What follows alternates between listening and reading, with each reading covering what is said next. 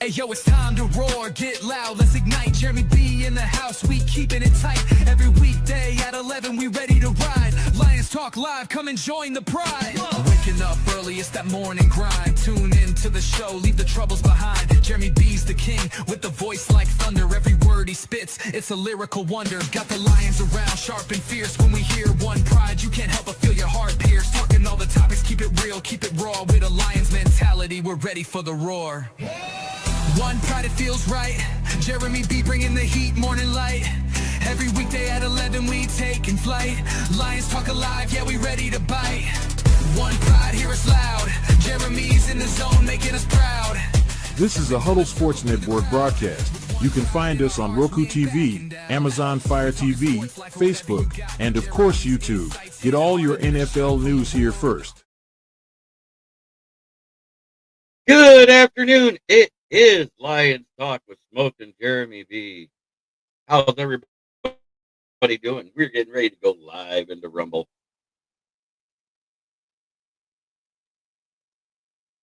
So we're live on Rumble, Facebook, Twitter, and anywhere else you get your podcast, as well as the Huddle Sports Network on Roku and Amazon Fire.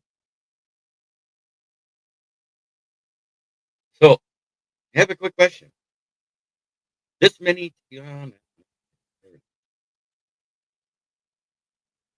teams right here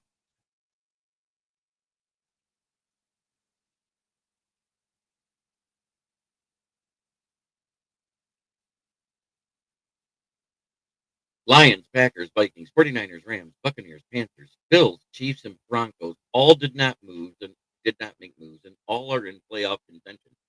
Are they all not serious about trying to win a Super Bowl? It makes no sense to hear that. That means these guys were ready to be stand pat and sign people as they need them. Good afternoon, Fred. Good to see you, Fruity. Fred Peterson.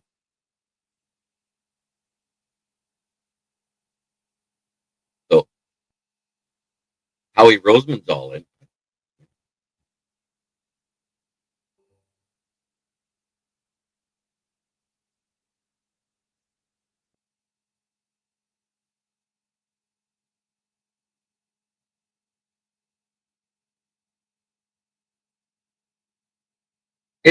It's not my show channel. It's under Ken the Bear Fan on Rumble. But you got to get the Huddle app, network app. It's an app on your Roku and Amazon Fire Stick, and then you can watch it on TV and still comment through your phone. Because you can't do comments on the TV. No different than if you're watching YouTube on the TV, unless you got like a Bluetooth keyboard that works.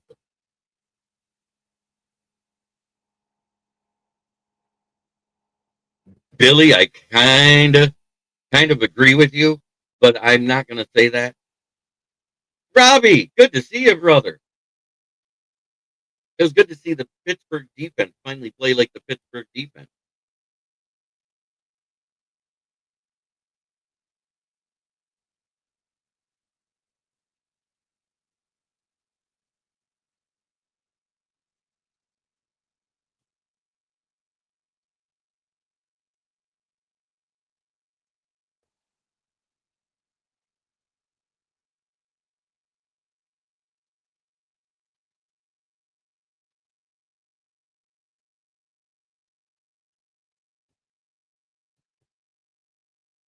Ricky Sakat, how you doing, brother?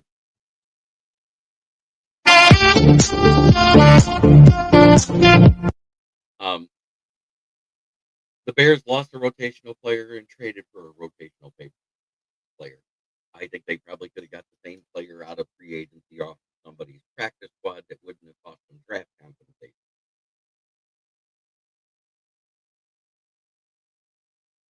That's just me.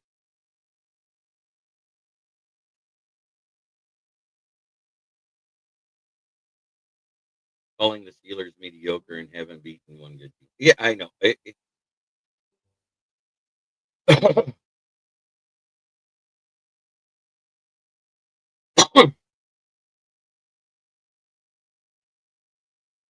Last time I checked, Steelers are leading the division, and the Bears are still in third place. Yeah, they don't do well versus the run. So it depends on who gets free, and it also depends on the play of the line play, especially after Graham Glasgow basically is out for most of the season, if not all of it, with a broken leg. That's a huge blow. Not Grant Glasgow, Christian Mahogany. He had been playing well the last two games until he didn't.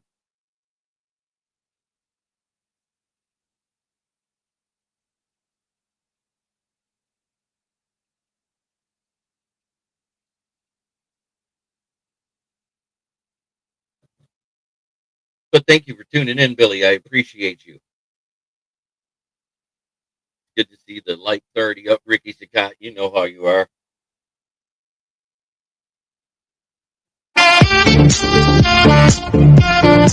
But we did sign somebody yesterday. We signed Jack Conley to the practice squad. We also got rid of a few people.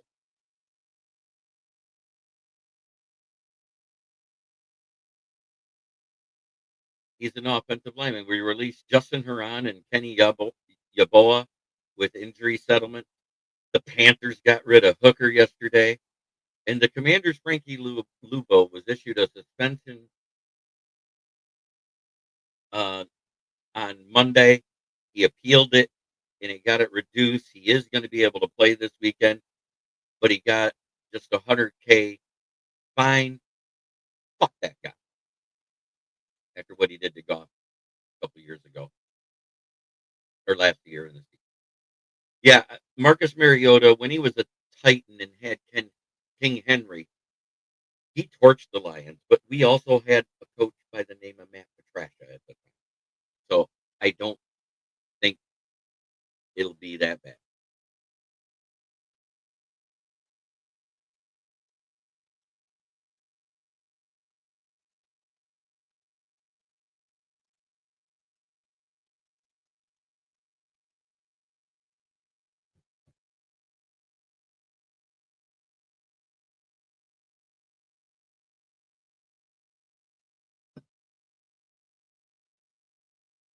Because he just does.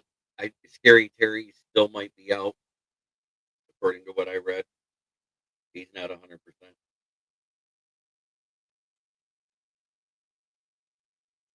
Dan Campbell on the trade deadline. Things that were popped up, but there was nothing that I would say enough to be noteworthy. Some intriguing options, but not good enough. So it had to do with what people were able to compensate with. Dallas was able to compensate a player in a first round pick for Quentin Williams. Great deal. They traded for a guy that was barely playing on the Bengals offense, awful defense in Logan Wilson. He may have been a team captain, but he was rotational. Lately, he was a solid tackler and was good a couple years ago. But this year, if you didn't run into him, you weren't tackled. He's solid when he gets his hands on you. He's lost a step. He's getting older. So that was kind of a deal. But the Quentin Williams deal, giving up Mozzie Smith in a first, that was great. Yeah. You know, JJ did have a great game, but it wasn't perfect. He did throw a pick on a bad pass to Jalen Naylor, I believe it was at the time, or Joshua Addison. I can't remember who dropped the ball. But Terrion Arnold made a great play. He was in position. Broski, how you doing, brother? I'm doing all right. How you doing, JB? I'm fine. You know, I was just making the point that there was a bunch of teams that are in playoff contention that did not make moves yesterday. They didn't trade for anybody. Yeah. Some of those teams I feel made moves in the offseason though, but yeah, I mean, it's teams that draft well and like I said, some of these teams probably made moves in the offseason. You shouldn't feel pressured to make moves at the deadline. But yeah, and a lot of it's about developing your young players, which as the season goes along, they should get better. Getting people back from injury, that should help teams too. So, yeah, man. I reported last week that the Lions were talking about to the Saints, to the Dolphins, and the Titans already. And then this weekend, after Christian Mahogany's injury, they reached back out to the Titans and to the Cleveland Browns. And my feelings is they were trying to either get Zeitler back or Joel Bitonio from the Browns to replace Mahogany. But I think they wanted too much in draft compensation because they think we are desperate. You know what I'm saying? Yeah. And Yeah. I mean, this could be complete. Oh, I'm sorry. I didn't mean to cut you off. I was just saying, even Dan Campbell this morning, there were things that popped up, but nothing that I would say was enough to be noteworthy, which means they wanted more in compensation than the Lions were willing to give up, is what I'm hearing. No, I hear that. Yeah, I mean, personally, I am a little surprised the Lions didn't go after some, O-line help a little bit more. And honestly, I thought they could possibly use another safety just with Kirby Joseph, man. I don't know, man. That knee might be a bigger issue than people are leading on to right now.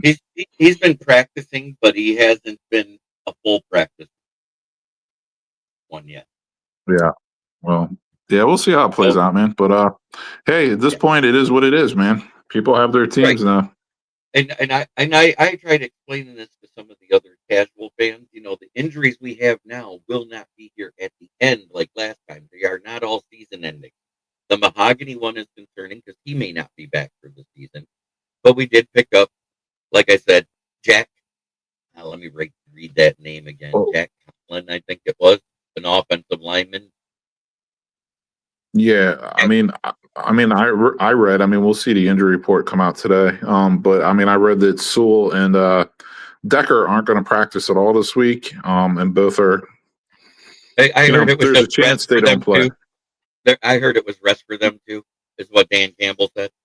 He said it's up in the air. The decision will be made Saturday. Yeah. Broski, how did you like that Bears versus Bengals game? That's what Billy Tortolot is asking. Yeah, I mean, it's one of those things. You got to take it with a grain of salt because, statistically, the Bengals are literally the worst defense in the league. But for me personally, I'm just looking at the Bears take a big step forward as an organization this season. I don't have expectations for them to win the division or the Super Bowl. You know what I mean? So seeing two rookies, Kyle Managa and Colston Loveland have their breakout games. That was my favorite part of it. Great. As it should be. Yeah. And we saw something that we didn't normally see. That Bears defense looked awful. Say what you want. Dude. That was an awful game by them.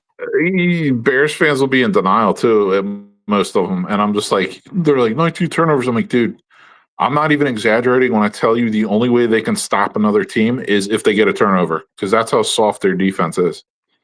And since you need proof, go see Joe Flacco and his 58-year-old ass.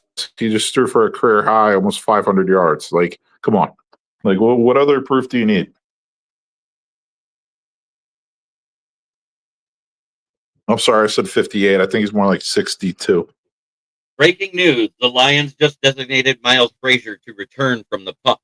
He will begin for practicing today. That's huge news. That's our rookie we got in the 5th round, who was supposed to be a 2nd rounder. So I'm happy to hear this because with the injury to Mahogany, he had a higher grade than Mahogany the previous season coming out of college. And this might be a huge help to our anemic O-line. Yeah, I actually mentioned that with Russ the other day. Miles Frazier was an excellent pick. To me, if he wasn't injured, he'd be like a plug and play starter. And I feel he has more upside than Mahogany. So yeah, we'll see what he can do. We'll see how quick he can get up to speed, and the coach feels comfortable with him enough to put him out there. Yeah, Mahogany was a great guard at BC when he came out last year as a rookie. The previous year in the ACC, you know who his good defenses he faced was? Clemson's defense wasn't that good. They had a down year that year, remember? Yeah. It was the ACC, it was Miami. Right. And then I can't remember who it was that gave Miami fits all year. It wasn't at Syracuse? That was it for good defenses? Yeah. I mean, you're playing in the ACC. It's not like playing in the SEC or Big Ten, that's for sure. Right. But the fact he held those two guys in check because he didn't give up a sack all season, those two games in particular are what I paid attention to. So Yeah. the fact he didn't give up a sack, but he was called a natural right guard due to his shorter right leg. Remember all Yeah. that stuff that came out? Yeah, that was some weird stuff. I do remember that. I do remember Mahogany. Didn't he have like some kind of like mental issues too, or something like that? If I'm not No, mistaken, like that was not him. That was Manu, because Manu was was also it? picked at and Okay, he I thought it the might have year been before. Mahogany. No, it wasn't Mahogany. It was Manu who had just started playing football in college. He really didn't know it. He actually was a basketball player before he became a football player in Canada. Okay, yeah, I just thought it was like a mental health psychiatric thing for Mahogany, but maybe I'm just wrong. But I was going to say No, Frazier reminds me of that Donovan Jackson who the Vikings drafted out of Ohio State. Like to me, they're very similar players, and they're both just like NFL ready, high upside. You know, great pick by Brad Hunt. so he's asking you the same thing that Ken was asked this morning, because Ken Was it? said, "Why didn't Ryan Poles make that call at Cruz and me? Poles don't care to make Nah. us look good." I think they had to do with the compensation. Look what they gave Yeah, up. Didn't they give up this year first, the next year's first, and Mozzie Smith to get him? For yeah, Conley. and Billy, to answer that from another angle as well, like you have to look how the Bears are kind of built right now, and where they're at in their development as a team. So they're more than two players or a couple players away from being a contender. So, and But if you look how their defensive, oh no, go ahead, JB. that's exactly what I said to Ken last night Yeah, on driving to the and top. it, If you were and to one kind of player away, you make that type of deal. If you're not, yeah, you can't pass. And let's face it, we've all said it. The Lions are not quite one player away. yeah. And here's another, just like a layer to add on for the Bears, like how their D line is structured. Like they have difficulty stopping the run. They already signed an undersized defensive tackle in Grady Jarrett and gave him money, 290 pounds. They drafted Shamar Turner, who's like a 300 pounds, 295-pound defensive tackle. Gerv Dexter is like a pass rush defensive tackle. And they have old Billings there. So, like, really adding another 300-pound pass rushing defensive tackle is not going to help them stop the run. As good as he is, he can be moved. Like people can move him around and run on him. I feel Bears really need like they need like a mountain of a man. Like yeah, I'm not saying quite as big as Ted Washington because we really don't find guys that big anymore. But they need like a guy. I don't care if he gets 14 tackles for the whole season, but just a guy who takes up two blockers and cannot be moved on the line. Like that's what the Bears really, really need right now. And here, Omnipo, I am doing great, thank you.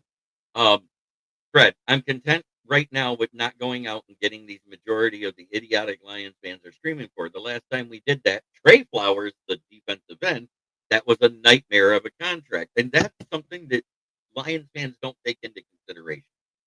We gave Trey Flowers at that time the most money of any defensive end ever in free agency. Remember that when we signed him to that massive $90 million deal? And that was because we were so bad with Matt Patricia. We had to overpay to get people here. Right now, I think they're looking for somebody that wants to play, that's a good player, and they just haven't had them come yet. Does that make sense to you, Broski? It does. Again, though, I am still surprised the Lions didn't try to make a move. Either a more substantial addition in the offseason or one at the deadline. And honestly, dude, like it's one of those things. I still feel their cornerback room needs some help. Like Sauce on the Lions would have been freaking insane. Yes, I know they gave up 2 first rounds for him, but wow. They would have been later I first agree round with picks, that. obviously, too. But Right. man, that would have the way Hutch and Al Qaeda are what do you guys call them? AQM or whatever. AQM. Yeah, those two guys is the way they're playing and getting pass rush and you already have good safeties. Hopefully, for the Lions' sake, Kirby, it doesn't miss too much time. But dude, adding that cornerback would have been nasty time. Right. But Rock Ya-Sin has been a kind of a breath of fresh air, taking over some of those snaps. Arthur Mallet has made some plays, but you can tell why he's a practice squad player, why he's rotational and comes in and spot start. So Eric Hallett is a UDFA that's still developing. Nick Whiteside is the one that surprised me the most out of all of those practice squad guys he added to the active roster.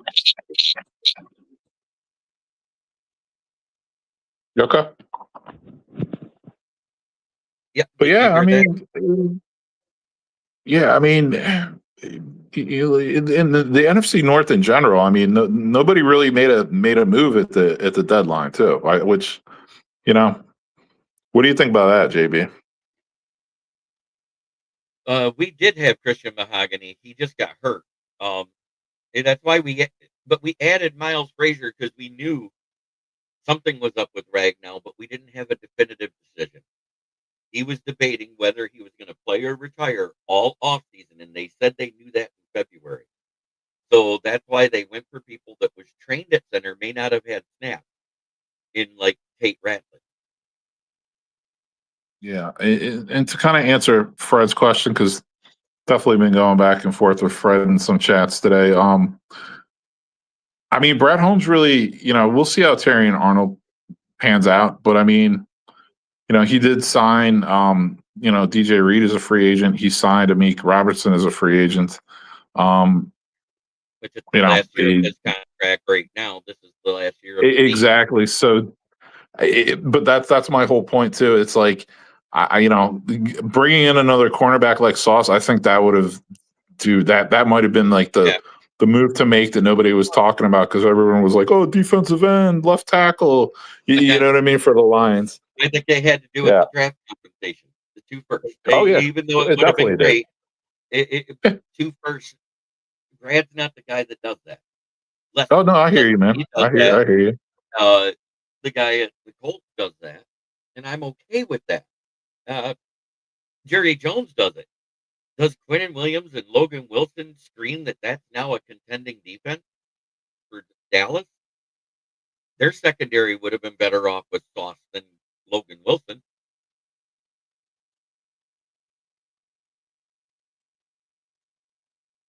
But Terrion Arnold just got his first interception. So he's developing in this season. If you look through the first 4 weeks, he had given up the most yards of any quarterback in the league at that time. I think it was at 265. Do you know since that time he hasn't given up 100 yards in 4 games total?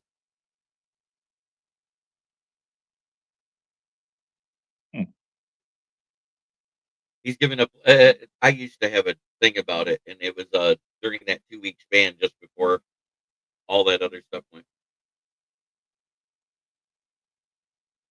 Okay, yeah. Billy makes another point, and he's making it about the Packers this time, about their tight end room. Oh yeah, out for the year. Yeah. I mean, and they ended the season in McManus complete. Yeah, I mean, I think their backup tight end, what is it, Musgrave? He has injury history as well, if I'm not mistaken. I don't know, man. I don't know who's going to win the NFC North, to be completely honest. No, because the draft compensation people were saying we're desperate, so they asked for too much. And I don't think he missed out because Miles Frazier just came off the PUP list. I just announced that. It's a brand new thing. It just happened right now while we were live. So I think that's why we didn't make that new move. It's because they knew yesterday Miles Frazier was coming off the PUP list and going to be practicing today. Yeah. That's a huge boost to the offensive line with a guy that was considered a plug-and-play starter in the draft. Yeah. I mean, and they always have old reliable Dan Skipper who can start, pretty much at either tackle spot for a few games if needed. Right. Which he might have to this week. And Coyote Alasika has not played bad when he's been in, when guys have gone off to get their breathers either.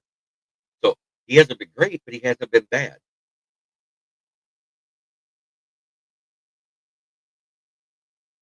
I'm glad we don't play the world beaters, Carolina Panthers. Do the Bears? That place seems like a buzzsaw. Oh no, the Bears don't play the Panthers this year.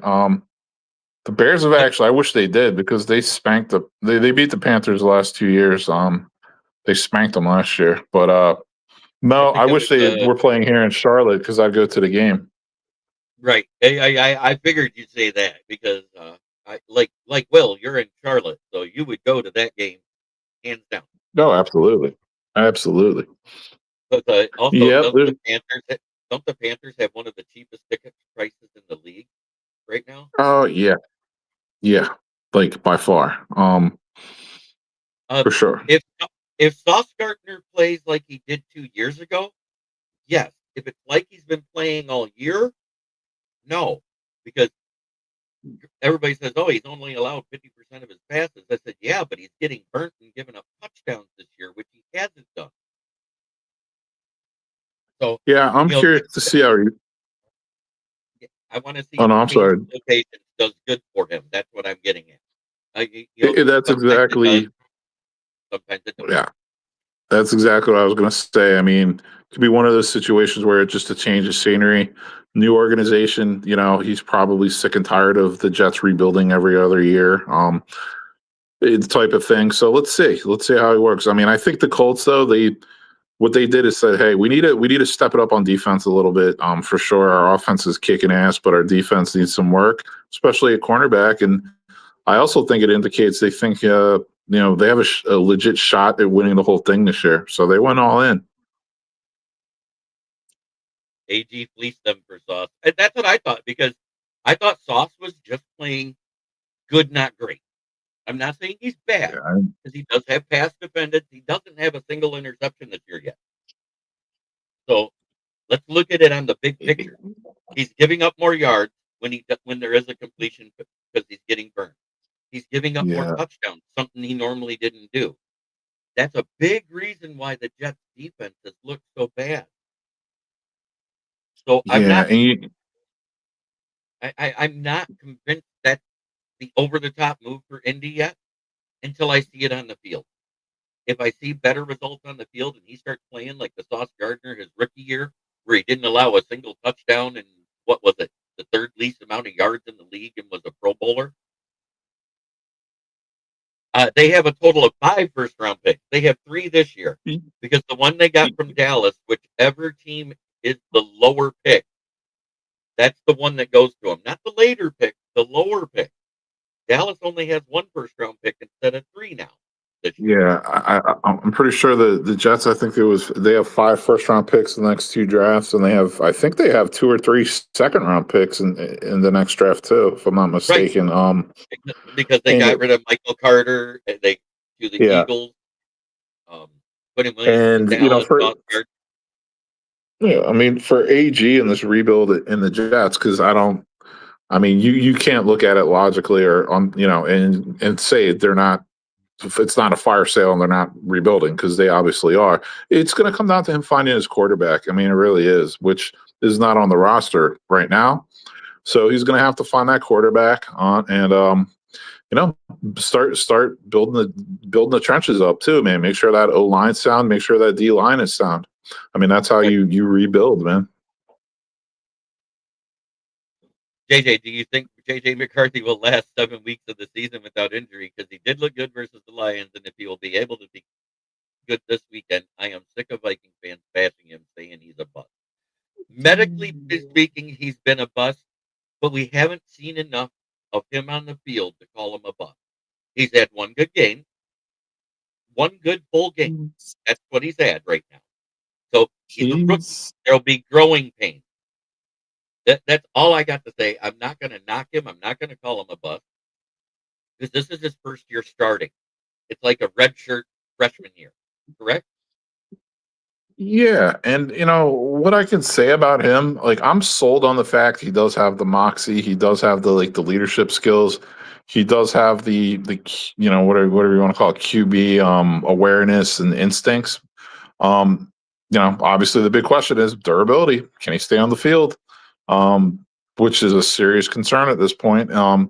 Against the Lions, let's not forget too, like he did start with a short field most of the time. And yes, he did make the plays and take advantage of it. He did lead a nice fourth quarter comeback against the Bears as well. But yeah, I mean, he doesn't have the wear and tear of playing a full 8 or 9 games so far. And yeah, let's see if he can last. I'd like to see him just play 4 games in a row first, and then I'll be like, okay, maybe there is something here. So we'll see. I want to address this one. The Lions O-line is the problem. Combined, it hasn't been boring play calling. We've had one bad game, and everybody's calling it boring. We haven't had a bad game like this since week 1? Because even in the Chiefs game, the offense looked good. It just wasn't enough. Correct? So we called plays that was our bread and butter, stuff we've been doing all season. The screenplay to get on third down. The problem is we were doing it on 3rd and long where we struggled all year. Why? He doesn't stretch the field. So at the same time, there's been some inconsistencies in play calling, but that was stuff that was working all season. And it worked versus the Bucs defense, which is very good. So you can't have it one week and say, oh, wow, he looks great. He's doing great and blah, blah, blah, blah, blah. And then the next week come in and say, well, I think the problem is his play calling. Because that's like two opposite sides of the coin. Do you agree with that, Borski? Yeah, I mean, I'm not sure like if I'm really sold on John Morton. It just seems like the running game's not getting going like it should, which I think is the catalyst for the offense. Lots of bubble screens and lots of just not enough running game. So is that all on John Morton? Who knows? It could be a combination of things. Some new guys on the O line. Whatever. But to me, I would just say this. I think the jury's still out. I really can't say definitively anyway that it's John Morton's fault or not. It could be, but it might not be. But at the same time, with the same exact core players in Baltimore, and that I'm going to go to that because the only thing they were missing in Baltimore was didn't Kyle Hamilton play that game versus us, and he got hurt the next game? If I remember right, Marlon Humphrey. I'm sorry, who's that? Baltimore. When we played them in week 3, correct? That was right after the Bears. We played them on Monday Night Football, I believe it was. Kyle Hamilton was still in. Matabuke was out in the middle, and Roquan Smith was out. No, Roquan Smith was on the field. Sorry, it was Matabuke was on the field. Roquan Smith was on the field. Matabuke was out. And I said that was a huge blow to that defense because they can't stop the run without him. And it showed who's out for the season. But what did they do? They did stop the Bears running game. I still haven't figured that one out. Well, I think the Bears are about to have a new sheriff in town as far as who their starting running back is. I think Managa is going to take Swift's starting job sooner rather than later. I've been calling that since they drafted him. I understand that everybody's upset. If you can't run the ball, you can't have a good play action. We've seen exactly. Now in the games where we came out and started with the play action before the run, we had much better success. We didn't do that this time. We tried to run the ball first to establish the play action, which is what you do when you're unsure on what you're facing. Because let's face it, this was the first game that Minnesota had AVG back in the lineup with Blake Cashman, and that front 7 was intact. It was their first game like that. So Brian Flores opened up the blitz playbook and said, we're just going to run and zone blitz every down. And they basically did. I think they had a 72% blitz rate, which is unheard of in the NFL.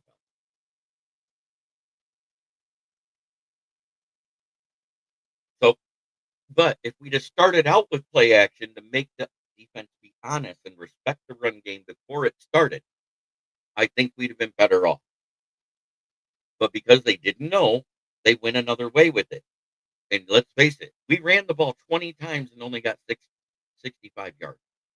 That's awful. That's not a normal thing for us.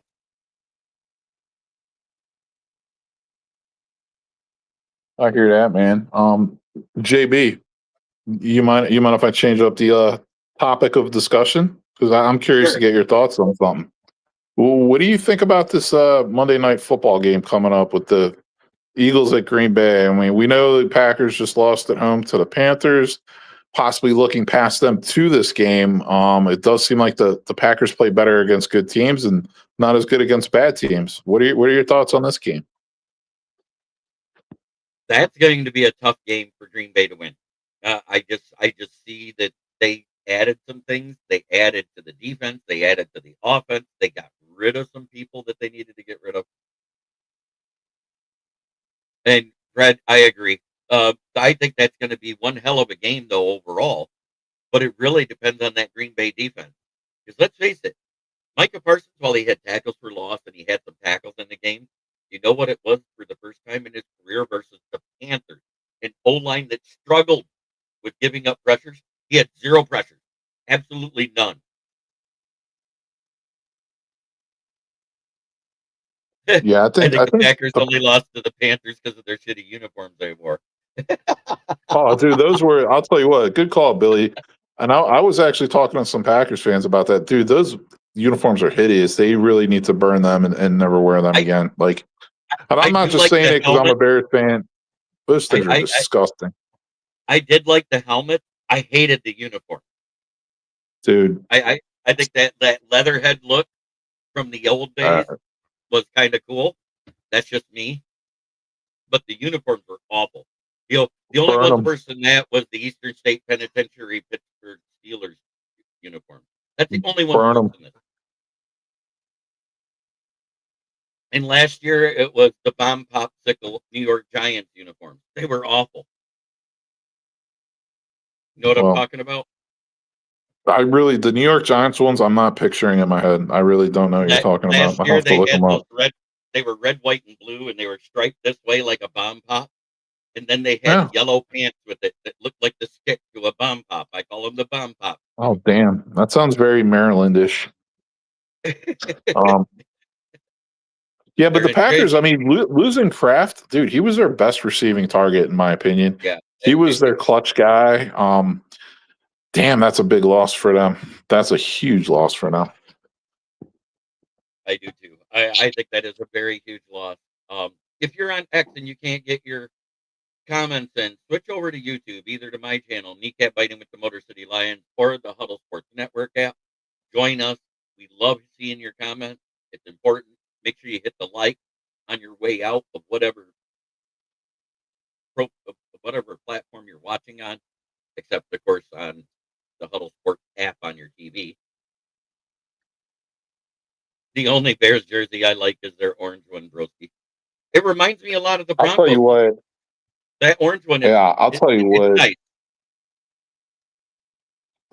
You know what I'm really hoping for, JB? When the Bears get their new stadium, whenever that is, I don't know if it'll happen. I don't know if they'll even break ground like before 2030, the way they're going.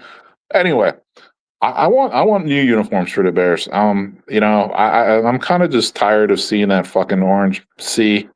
I really am. Like I think they just need a whole fresh new start when they get into their fresh new stadium. I think that would just be a great organizational like way to kind of just step into this millennium.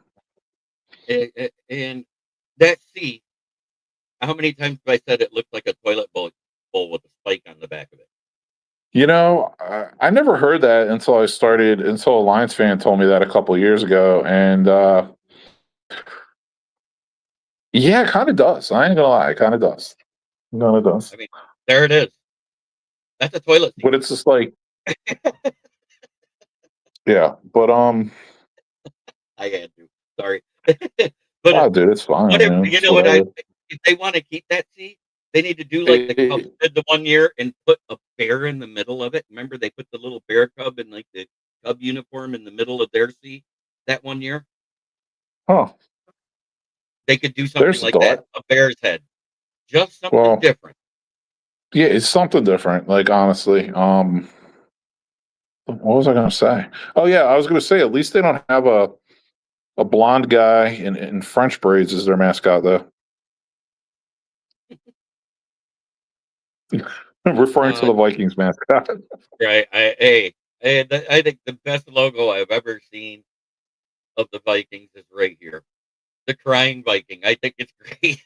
Yeah, and your other Vikings one that you say it's skull. It's like saying but with something in your mouth. Yeah, that's a good That one one. too. That one. Yeah. Yeah, that one cracks me up. Or the cracked out elf. Yeah, the Cleveland Browns with Brownie the elf. That was hilarious. I can't believe they actually put that logo on the field last year for a game. Remember that at midfield they put Brownie the elf up there? Like, what the hell is that?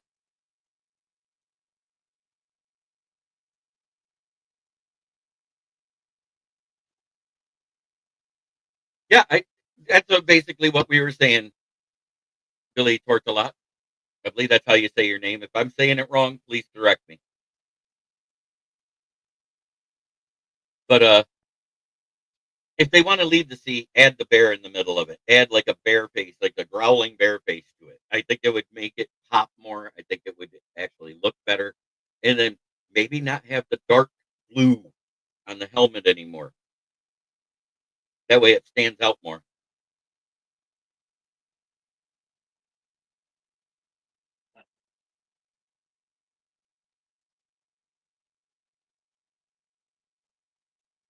Oh, But yeah, JB, what else you got, man? What else we want to ah, talk about football wise? let me go and look at these topics real quick. I came up with Let's look at the some pan. comments. Hey, the Carolina did it again. They got rid of a hooker, Yeah, yeah. and then Hooker was released from the practice squad. Yeah, I'm very dialed in with the Panthers. I actually have some. I go on some Panthers podcasts as well. I Yeah, they normally got rid of listen. Hooker. I mean, he never even got a shot. Like, and Canales is like a quarterback guy. You know what I mean. So it's yeah, Hooker's just not it, man. He's really just not NFL acumen. He's not, in my opinion. I just wanted to see what they could do with them for a whole season with Canales Yeah, working with them. He didn't even want to go the whole season. That tells you everything. When yeah, a QB yeah. whisperer fires you, when a QB whisperer says, "Hey, get rid of this guy. We don't need him," that's a sign you got to go. Exactly, especially as bad as Andy Dalton played as a backup when he got his chance. It's like, and then you got a younger guy, like solid arm and everything, and it's like, yeah, they don't even give him 2 months, or it's like, yeah, that's a red flag, big time. Broski, how do you feel about the Miami All Black uniforms with the orange in it? They need to quit that. Oh yeah, Cam Little. Yeah, There's a big one. That was a big kick he made for the Jags, and he could have made it from about 75. bro, that 68 guy yards. killed it, He's and a that's machine. that's that's another that's another thing. Like, dude, the Bears brought in Moody. He kicked so well for him for a couple games. I mean, And he's then got the leg, dude. Like, get Santos out of town. Like, why are we doing this song and dance with the kicker? You actually found a good one, or a guy who seems like he could have a rejuvenated career with an actual leg strength, and you're going with Santos. God but damn, but he misses painful. in that range. He misses in that range. Moody hit struggles between 30 and 40 yards. Well, my point Santos is with the great. Bears. With the Bears, he was doing well though, and it's just like, change of scene.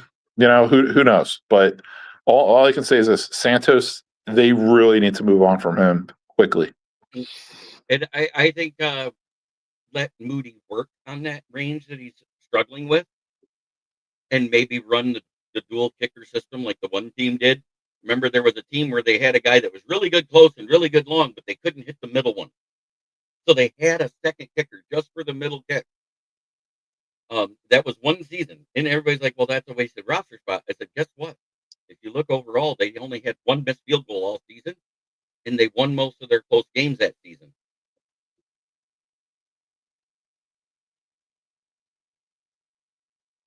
No, I doubt it. I don't even think we're trading away Jamison Williams. Everybody's sitting there and saying, "Oh, they signed him to trade him." It's like that makes no sense. He's got a 5th-year option next year, and if you look at Aiden Hutchinson's contract, yes, next year he gets a total of $38 million. Do you know how much it is against the cap? 10, because of the 5th-round pick, the 5th-year option. It counts nothing against the cap. He's just getting a bunch of bonus money and incentive money. So I don't get the hate right now, how they think that these moves are going to hurt next year, because it doesn't. Those guys are on 5th-year options next year.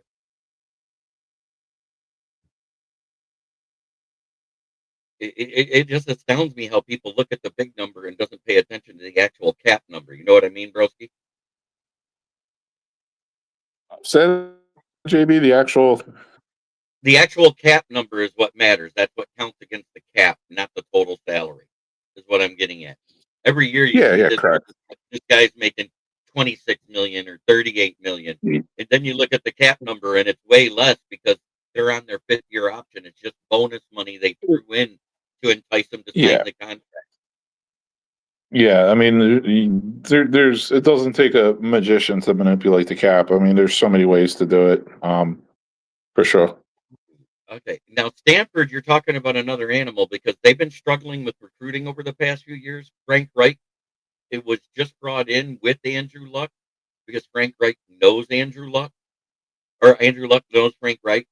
Andrew Luck being the GM has helped them with their NIL deals to improve the team, but it had so many holes, it's going to take a couple of years to get there. I don't know if they keep Frank Reich past this year because it was a 1-year contract. Oh, Frank Reich's the head coach of Stanford? Is that what you're saying? Yes.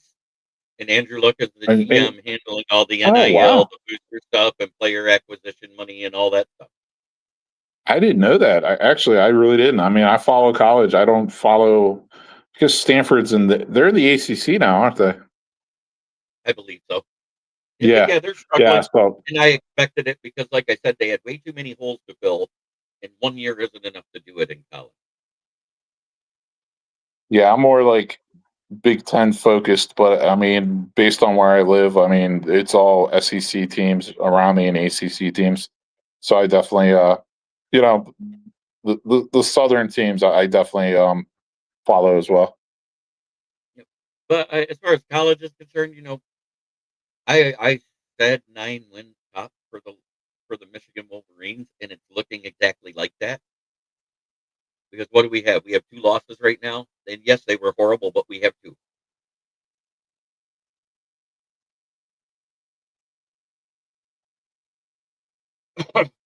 And what can I say? I can't defend it. We lost to Texas and we lost to Nebraska, was it, or was it the other one? I can't remember. One of those teams we lost to. We beat the rest of them, and we got Penn State this weekend, I believe. Who has an Yeah. interim So coach. I mean, I do follow college a lot this year. After that loss to UCLA, I Oh yeah, was like, all right, I'll peek at the Northwestern game, and then they lost at home to freaking North. I'm like, I'm done. Like, I just started kind of watching other teams' games again last week. I can't. Yeah, I'm just so disheartened right now. I'll pick it up again next year, but yeah, there's a lot of it's a fun year for college though because there are a lot of teams that typically aren't in the top, 10, top 25 that are this year. And that Mendoza kid on Indiana's having a hell of a season, man. He looks like that traditional, 6'5" pocket passer, nice arm, type of guy. To me, he's the best QB prospect right now. But I don't know if he's necessarily going to come into the draft right now. yeah. He might stay another year because he's making really good NIL money, Yeah. and everybody forgets that. There's that option. And here's the thing: is if they leave before 4 years and they go to the NFL, do you realize they still get half their NIL money for the next year or 2 years that they have left on their NIL deal? Just like that's why Caleb Williams was getting an additional $12 million last season because it was the last year of his NIL deal Last season, he got $12 million from NIL. from Subway. Yeah, Oh shit! I didn't know that. Yeah. I mean, I knew when he was in college, he made 28 mil before he was even drafted. So, Yeah, and the next year was supposed to be 24 million when he was drafted. So he got half of that from Subway. That's why oh he was wow, still I doing didn't know Subway that. commercials. That's why he still had to do Subway commercials because he wasn't playing at USC. Not because he likes to put long tubular things in his mouth. Not that's not the reason. It could be Long that. tube shaped object. Yeah. I'm sorry. I got rid of that one. You know what I'm talking about. Eating corn the long way. I got rid of that one. Yeah, this is a kid's show. I forgot. My bad. Oh, I wanted to turn it into a meme where it was moving and it would be going in and out of his mouth and play that famous song that my people like. Okay, a little too graphic there, JB. A little too graphic. Hey, but that being said, it is about time I get out of here. I do have to be to work in a half hour. So I want to say thank you, Broski, for jumping in. I love talking football with you. Tune in tonight, 9:30 p.m. We start the NFL Roundtable Talk. My record this year is actually pretty good on Pick'em. I'm 81-49 after week 9 Pick'ems. I went 9-5. So I'm not going to complain where I'm at because that's a pretty good percentage. What's that, almost 75%? Well, JB, man, always a pleasure talking football with you, and have a great rest of your day, my man. Yep. And try every day to be a better person than you were the day before. That's the only way the world makes a better place. It starts right here. Yes. Oh, God, somebody gets it. From our sponsor in Flint. Yes, that's where I work. It's Brandon's Tires. You know, they sponsor my show. Let's put this up because I don't have that picture anymore of the van that everybody loves. But I will say this. We're live out of Flint where the water's shit. The tires are good.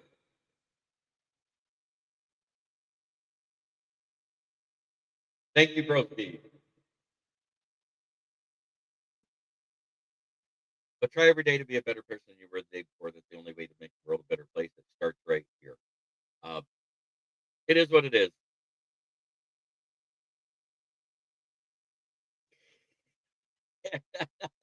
Fred.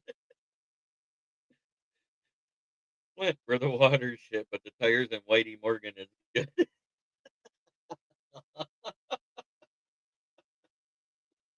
Thank you again, everybody, for watching. Make sure you hit that like button. Share it in all your football pages you belong to, because I'm not above talking other teams' football. I like giving realistic expectations. That Bears defense does need to shore up. They could have used somebody like Quinnen Williams, but they aren't just Quinnen Williams away. I think they need a little better depth outside of Edwards and Edmonds at linebacker. I think they need a little more depth in the secondary because every time someone's injured, they give up more yards. Their safety room is good. Just like the Lions safety room when healthy is good. Have a great day, everybody, and I'll see you tonight.